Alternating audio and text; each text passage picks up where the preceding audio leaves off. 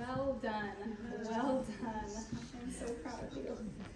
I would like to call up Lydia Schuette. Her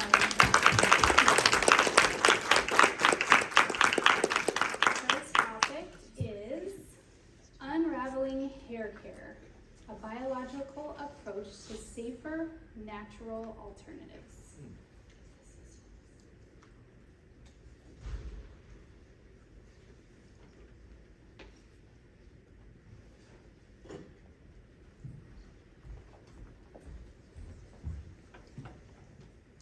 You're standing in your bathroom, shampoo in hand, and pausing for a moment, wondering what those ingredients are really doing to your hair and body. For centuries, people have relied on plant oils, clays, and urban infusions to cleanse and nourish their hair, trusting remedies passed down through generations. Yet, somewhere along the way, the promise for instant shine and effortless care led us to embrace the powerful and synthetic formulas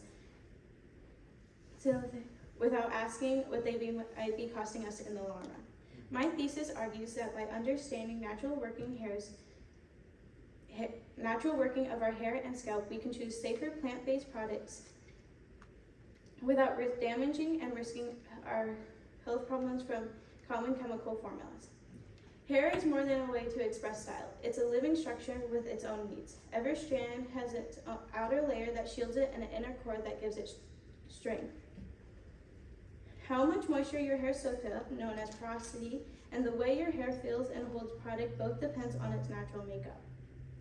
Beyond this, factors like pH balance and natural oils play a critical role in keeping hair soft and protecting the scalp. A healthy scalp is equally important, for it's the foundation of which new hair grows. When the scalp becomes inflamed or dry, even the most expensive products cannot deliver the shine or strength it promises. By defining harmful chemicals as the synthetic ingredients linked to damaging or illnesses and those natural alternatives as plant-based formulas working in harmony with the hair bio, we can clearly compare one approach to the other. Many popular shampoos and conditioners rely on sulfate and parabens to create lather and extend shelf life. While those chemicals do not make hair feel clean or can make hair feel clean, also strip away protective oils, leaving strands bitter and prone to breakage. Long before you notice split ends, those same ingredients can irritate skin and disrupt hormonal balance. Treatments to straighten and smooth hair often use chemicals that use with regular exposure from salon has led us to respiratory complaints among stylists and clients alike. Even the term fragrance on an ingredient sleeve can mask dozens of hidden chemicals, from which have been shown to trigger allergies and breathing problems. Because certain regulations do not require companies to test for the combined effects of those ingredients over many years or to list every chemical they use, consumers are left in the dark about what they are putting in their hair and into their bodies.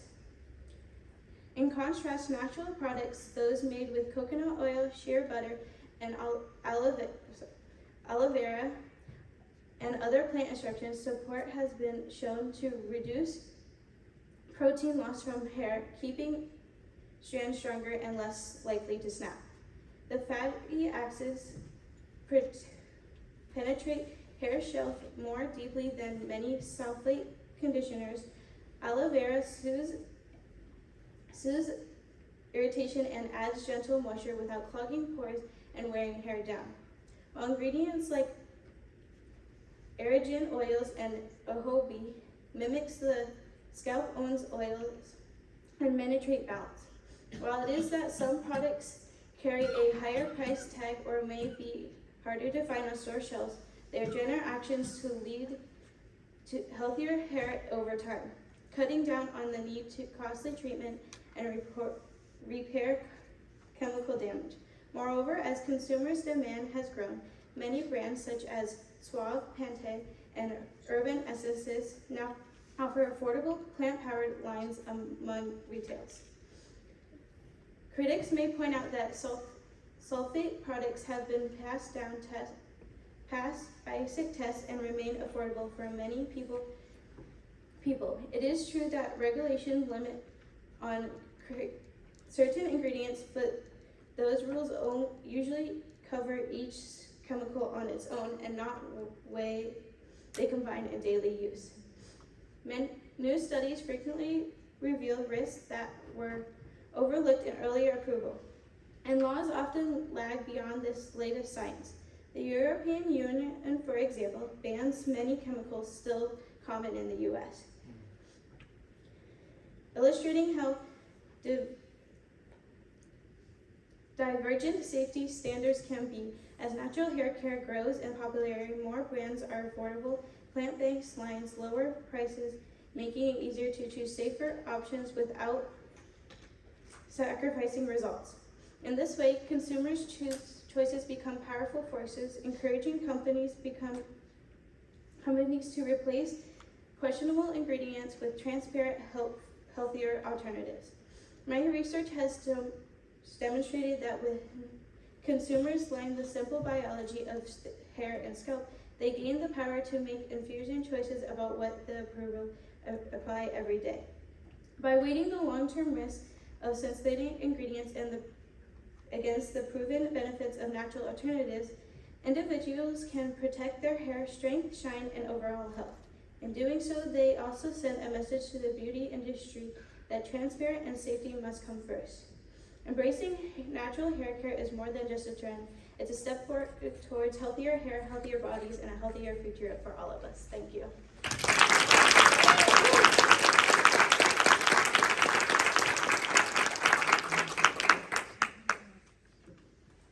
Good job, Lydia.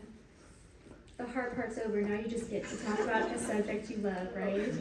So first, I just want to start by saying that I really enjoyed reading your paper. I thought you did a great job listing all of the dangerous chemicals that are found in our hair care products with some pretty convincing statistics along with that to really back up what you were saying with your claims. So I immediately went to my bathroom and started checking all of the ingredients. It's really eye-opening, so thank you for opening my eyes. My first question is, what made you interested in this topic? For the past couple of years, I've really enjoyed doing my hair and other people's hair, such as just styling it and dyeing it. And as I move on with my life, I'm planning on going into cosmetology, so I chose a topic that would help me get with that. So by doing this, it's moving to the future, and I just enjoyed this topic very much. Good. I love that it's something that you're going to take and use in the future too. In your paper, you argue that high porosity hair is more susceptible to damage because it has a higher absorption rate. Just out of curiosity, how would one know if their hair was highly porous? There's 3 different ways. There's one with water. So if you take a strand, you can put it in, and if it's at the bottom, it's high porosity, and if it's at the top, it's low porosity. And then there's another one where you take your hair and then pull it, and then if it's bumpy, it's high porosity. And then there's another one. There's the drying time. So if your hair takes longer, it's low porosity, and if it takes quicker to dry, it's high porosity. So how many of us are all going home and checking to see if our hair is highly porous? In your research, did you learn why harmful chemicals in hair care products are more strictly regulated in Europe and not as much in the United States? On why they are? Well, I do know that the European bans over 1,000, and the US only banned is 11. And then when the Europeans have a whole company that you have to get approved by, where the US is just your own approval. That's too bad. You also mentioned in your paper that it's important to read labels because some companies greenwash by tricking their customers into thinking that a product is healthier than it actually is. Can you give some examples of companies or a product that has been marketed that way?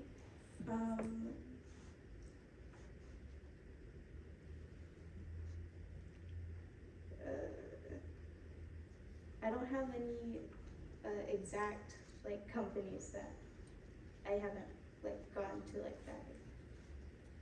It's too bad they do that, cause you think you're buying a healthy product and maybe it's not really, right?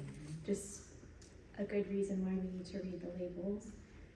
Why do you think this industry is so underregulated? Like, why aren't we doing more research on long-term exposure to these chemicals?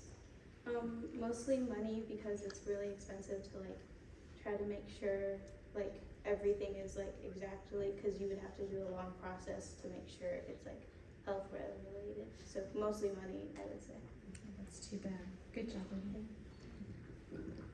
This was a fascinating thing as someone who has long hair and wondering exactly what I have done to my hair over the years. So thank you for this paper. This was really good, and your presentation was excellent. I'm actually going to kind of bounce off one of those questions though. Now I recognize you probably don't have a list with you right now off the top of your head, but do you have any brands that you'd recommend that would be like, oh, these are good that we should use, or like, absolutely do not use this one? Like, and I know you probably don't have a list with you, but do you have anything off the top of your head? Like, what do you use? What I use?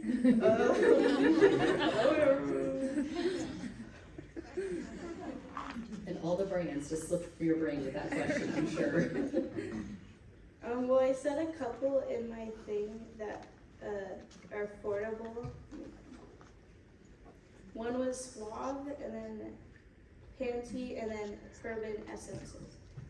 Those were three. So those are decent ones for us. Yeah, they're companies. Everything's gonna get bought out now.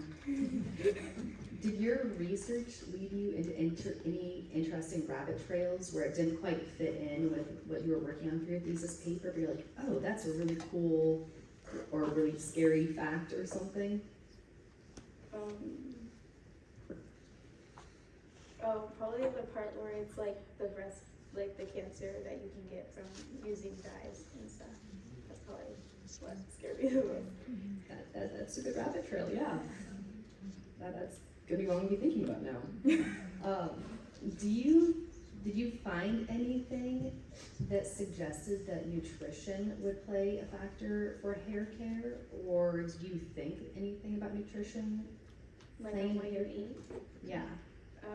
Yeah, I would say I wouldn't know exactly what foods, I would have to do more research on that, but there's definitely foods that will help with like hair growth and like overall health strength and stuff, I would say. That is fascinating. This was excellent, thank you. I know that Kristen has many things for you.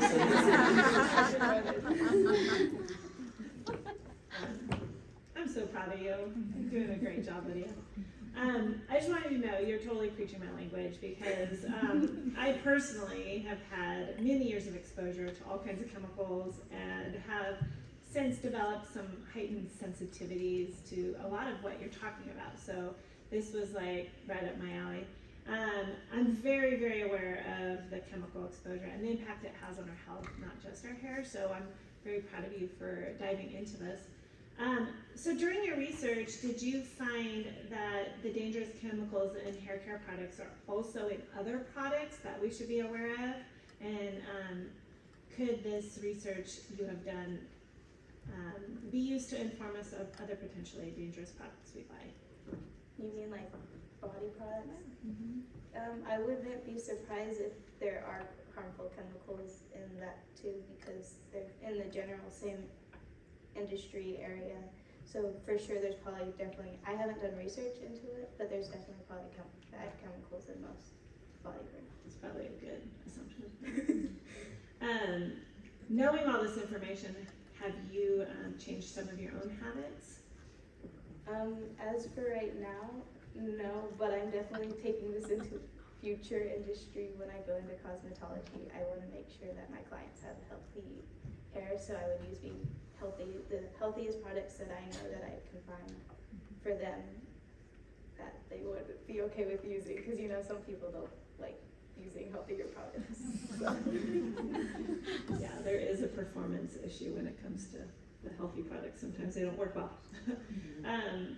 What have you learned from this research that could potentially support your future career?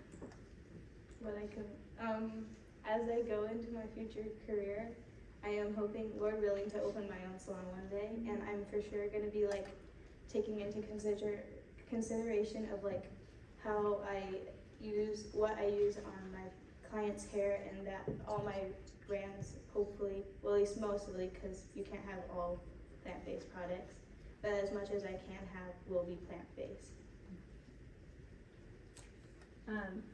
Outside of your topic that you picked, was there anything in the whole thesis project, from the paper to your research to your presentation and everything, was there anything that you took away or that you enjoyed in general or grew you in a way that you would like to share? A favorite area? Favorite area? I'm not sure exactly what's my part, because I just enjoy doing anything with hair, so probably just everything. So anything with hair. Learning more about it. Awesome. Well, speaking of your future career in the hair industry, I want you to know that this paper demonstrates how much you care about people and how much you care about what you're going to put into your future. And so I want you to know this is a sign that you will be very, very successful. Because speaking from my own experience, you cannot have a solid career in the hair industry unless you care about people and that you enjoy being around them. So great job. I see great future for you, and I'm so proud of you. Good job to me.